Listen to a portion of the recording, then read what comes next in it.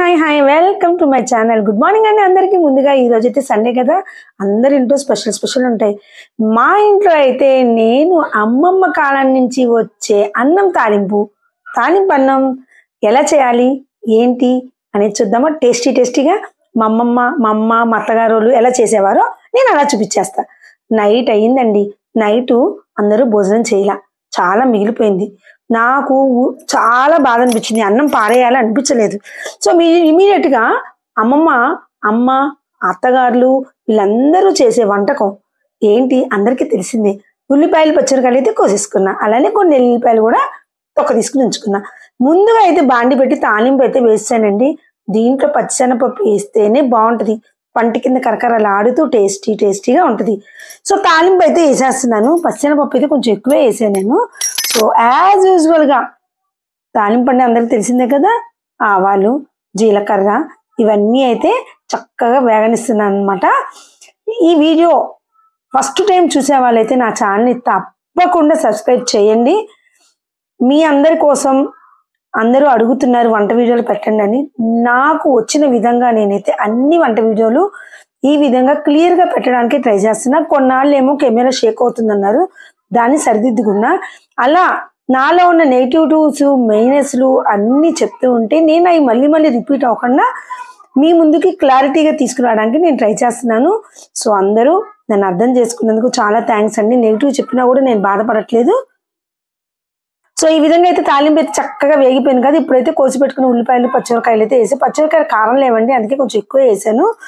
ఉల్లిపాయలు కూడా medium size కోసుకున్న, లావు కాదు సన్న కాదు మధ్యలో అనమాట, ఆ స్టైల్లో కోసుకోవాలి.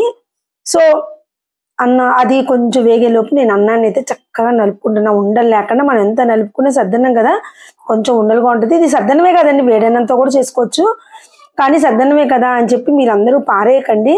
మార్నింగ్ 12 లోపు మనం తినొచ్చు, ఏమీ కాదు, శుభ్రంగా కడిగే వండుతాం కాబట్టి నో ప్రాబ్లం అండి. ఈ విధంగా అయితే అన్నం నలిపేసుకున్నాను.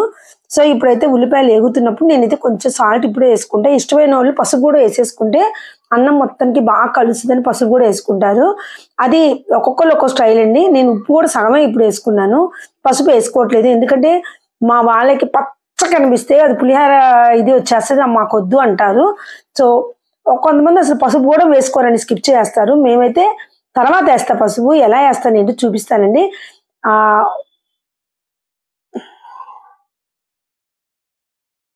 సో స్కిప్ వీడియో అయితే మిస్ అయిందండి. మధ్యలో ఎల్లిపాయలు దంచి పెట్టుకున్నాను, అదే అబ్జర్వ్ చేస్తున్నాను అనమాట. ఆ దంచి పెట్టుకున్న ఎల్లిపాయలు ఇందులో వేసాను అనమాట. సో అవి కూడా బాగా వేగాక, ఉల్లిపాయలు కూడా రోస్ట్ అవ్వకూడదండి, కొంచెం మెత్తగానే వేగాలి. చక్కగా అన్నం అంతా ఇలా పెట్టుకున్నా కదా నలిపి ఉండలు లేకుండా, చూసారా ఈ విధంగా అయితే వేసేయండి. వీడియో నేనే తీసుకుని నేనే చేసుకోవడం కదండి. సో మధ్యలో చిన్న మిస్టేక్స్ వస్తున్నాయి. ఈసారి నుంచి అవి కూడా రాకుండా తప్పకుండా చూసుకుంటాను. ఇప్పుడు ఇందాక సగం ఉప్పు వేసా కదా, ఇప్పుడు మిగతా సగం వేసా. పసుపు కూడా మా వాళ్ళు చాలా కొంచెమే వేసుకుంటే ఇష్టపడతారు. ఎందుకంటే వాళ్ళకి అన్నము తెల్లగా ఉండాలి, పసుపు రెండు కనబడేట్టు ఉండాలన్నమాట సద్దనంత చేసిన ఏవైనా. సో అందుకని ఈ విధంగా అయితే వేసి చక్కగా అయితే కలుపుకున్నాను. సరిపడా ఉప్పు కూడా వేసాను. ఇందాక సగం వేసా కదా, ఇప్పుడు సగం వేసాను అనమాట. ఎల్లుల్లిపాయలు వేసే కదా, అవి కూడా వేగినాయి కదా, మంచి స్మెల్ వస్తుంది అనమాట. ఎల్లుల్లిపాయలు ఎప్పుడైనా తాలింపులో కాకుండా నేను ఇలా చూపించినట్టు వేయండి. సగం ఉల్లిపాయలు వేగాక ఎల్లుల్లిపాయలు దంచి, ఆ దంచింది మిస్ అయిపోయిందండి, ఎలా మిస్ అయిందో మరి. సో లైట్గా ఉండి లేనట్టు పైపోయింది, దంచి అందులో వేయాలన్నమాట. వేసి 2 నిమిషాలు ఆ ఉల్లిపాయలతో పాటు వేగనిస్తే చాలు. ఏ ఉండలు అన్నం ఉంటే ఇలా అనేసుకోండి అనమాట. అమ్మమ్మ కాలం నాటి తాలింపు అన్నం తాలింపు, వేపుడు అన్నం రకరకాలుగా అంటారండి. కొంతమంది అన్నాన్ని బాగా ఫ్రై అయ్యేంత వరకు వేయిస్తూనే ఉంటారనమాట వేపుడు అన్నంలా. సో మేము అట్లా చెయ్యము, బాగా వేడైతే చాలు, వేడివేడిగా చక్కగా పొగలు వచ్చేంత వరకు అయితే ఇలా చేసుకుంటాను నేను. చూసారా ఉండలన్నీ తీసేస్తున్నాను, ఉండలన్నీ ఇట్లా నలిపేస్తున్నాను. అయినా కొంచెం ఉంటుందండి ఆ టేస్ట్ వేరు, అలా ఉన్నా కూడా. ఉల్లిపాయలు పచ్చిమిరకాయలు కరివేపాకు పచ్చెనపప్పు తాలింపు ఎండుమిరపకాయలు అన్నీ చక్కగా కనిపిస్తూ మంచి స్మెల్ అనమాట. అన్ని మంచి స్మెల్ అంటారు ఏంటి అనుకుంటున్నారేమో, మనం చేసే విధానాన్ని బట్టి కూడా కొన్ని స్మెల్ మంచిగా వస్తాయండి. అలా మంచి స్మెల్ వచ్చినవి మాత్రం నేను చెప్పగానే ఉండలేకపోతున్నాను అనమాట. సో ఇప్పుడైతే కొత్తిమీర కూడా సగమే వేసుకున్నానండి, మొత్తం వేసుకోలేదు. ముందు సగం కొత్తిమీర వేసి ఇలా మంచిగా మళ్ళీ ఒకసారి బాగా కలిపెట్టుకున్నాం పొగ వచ్చేంత వరకు. అవి పొగలు వచ్చేంత వరకు ఉంటే చాలండి. కొంతమంది అలా కాకుండా దాన్ని బాగా వేయిస్తారన్నమాట ఫ్రైడ్ రైస్లా. అలా అక్కర్లేదు. అంటే మాకు ఇలా ఇష్టము. సో దీంట్లో అయితే దోస పిండి ఉంటే దోస నంచుకుంటాము, ఊతప్పం ఉంటే ఊతప్పం నంచుకుంటాము, గారెలు ఉంటే గారెలు కూడా నంచుకుంటాము. అట్లా అనమాట. ఇదిగోండి మిగతా కొత్తిమీర ఇలా వేసాను. ఇంకా కొంచెం కొత్తిమీర ఉంచాము. మా కొత్తిమీర ఎక్కువ తింటామండి మేము. అది ఎక్కువ వేగితే మళ్ళీ దాంట్లో కలిసిపోద్దని చెప్పి ఈ విధంగా వేస్తామన్నమాట. మంచి స్మెల్ కూడా పోకుండా ఉంటుంది ఇలా వేస్తే. మొత్తం ఏదైతే వేడి వేడి తాలింపన్నం అయితే రెడీ అయిపోయిందండి. ఆదివారమే అనుకోకండి, ఆదివారం స్పెషల్. ఇది కూడా చాలా టేస్టీగా ఉంటుంది. అన్నం కదా అని ఎప్పుడు అనుకోవద్దు. తినే టిఫిన్ లానే తింటే ఏమి అనిపించదు. సో ఉప్పు అయితే ఒక్కసారి చూస్తున్నాను. సో ఉప్పు అయితే కొంచెం తగ్గిందండి నాకు. సో ఇంకొంచెం అయితే వేస్తున్నాను. మరీ ఎక్కువైనా తినలేము, అలానే మరీ తక్కువైనా తినలేము. ఇంకొంచెం అయితే వేసాను. వేసి ఒక్కసారి హ్యాండ్ వాష్ చేసుకుని మళ్ళీ ఒకసారి కలిపెట్టేస్తున్నాను అనమాట.